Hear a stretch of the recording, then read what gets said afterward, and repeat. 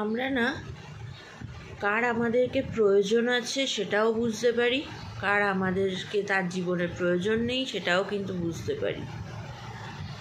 আমাদের শরীর খারাপ হলে কে চিন্তিত হয় সেটাও আমরা কিন্তু জানি, আর কে বদার নয়, ছেড়ে দেয় সেই সময়, যে এফার্টস নেই কোনো, সেটাও কিন্তু আমরা বুঝতে পারি। কে আমরা খারাপ থাকলে সে খারাপ থাকে সেটাও আমরা জানি, কিন্তু কে আমরা খারাপ থাকলে তাদের কিছু যাই আসে না সেটাও কিন্তু আমরা বুঝি কিন্তু আমরা সব কিছুই দিনের শেষে।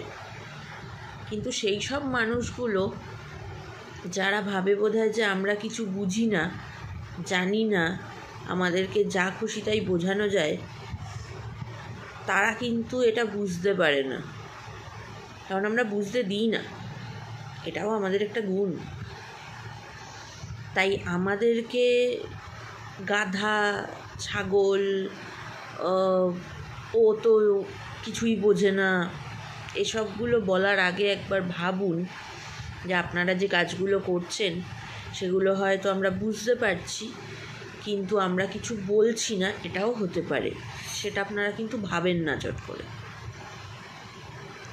তাই কোনো মানুষকে এতটাও কম ভেবে নেবেন না যাতে পরে সমস্যাটা আপনাদেরই হয়, তাই না? ভালো থাকবেন, সবাইকে ভালো রাখবেন।